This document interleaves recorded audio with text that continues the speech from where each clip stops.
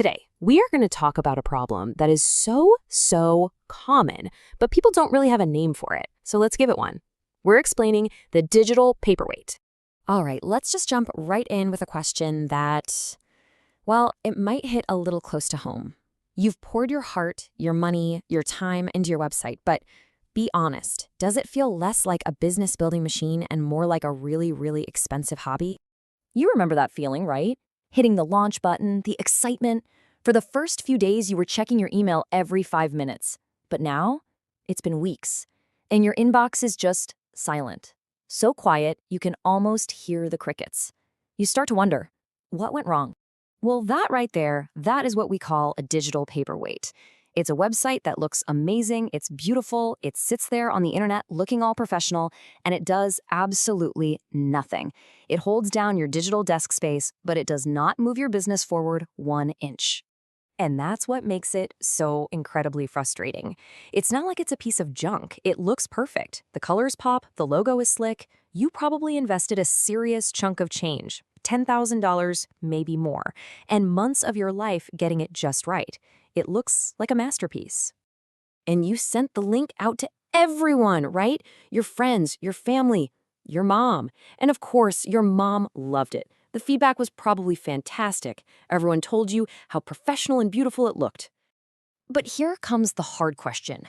Compliments are nice, but they don't pay the bills. Unless your mom is also your #1 customer, her opinion is what we call a vanity metric. It feels good, sure, but it does nothing for the bottom line. Because when you brush all those nice comments aside and look at the cold, hard data, this is the number that really matters. 0. A big, fat 0. That is the painful reality of a digital paperweight.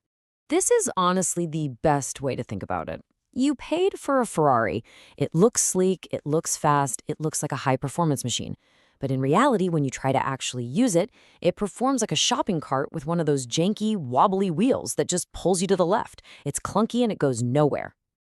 And maybe you've even heard some version of this from your web designer or agency. They start using fancy jargon, talking about brand synergy, and then they hit you with this gem, telling you that the return on your investment is, spiritual. But here's the thing. You can't take spiritual ROI down to the bank. It doesn't pay your mortgage. Brand awareness that doesn't lead to actual business is just that, an expensive hobby. You need a return that's financial, not philosophical. So let's break down why this happens. You have to understand the modern internet user has the attention span of a goldfish. You get, on average, just 5 seconds to convince someone to stay on your website. 5 seconds. That is it. So in that tiny 5-second window, your site has to answer 3 questions. And it has to do it instantly. 1, what do you actually do? 2, why should I care? As in, what's in it for me, the visitor? And 3, what's the next step? How do I buy this thing or get in touch? If those 3 things aren't obvious, you've already lost. And this is one of the biggest mistakes. Vague corporate speak. Nobody, and I mean nobody, is looking for an innovative solutions portal. They're looking for a solution to a real specific problem.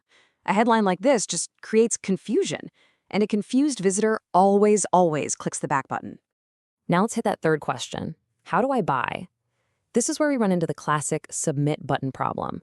Submit is so passive. It feels like a chore, like you're giving something away. Now compare that to an active, clear call to action, like get a free quote. The visitor knows exactly what they're getting in return.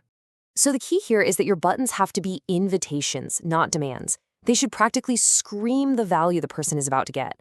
Fix my website. That speaks directly to their pain. Schedule a demo is a clear, low-pressure next step. These are calls to action that actually make people want to take action. Now, sometimes the problem isn't something you can see on the page. It's the invisible stuff lurking in the background, what we can call the technical gremlins. And these little guys are the silent killers of your website's performance. And one of the biggest gremlins of all is site speed. Just look at the data. A site that loads in under 2 seconds keeps almost everybody.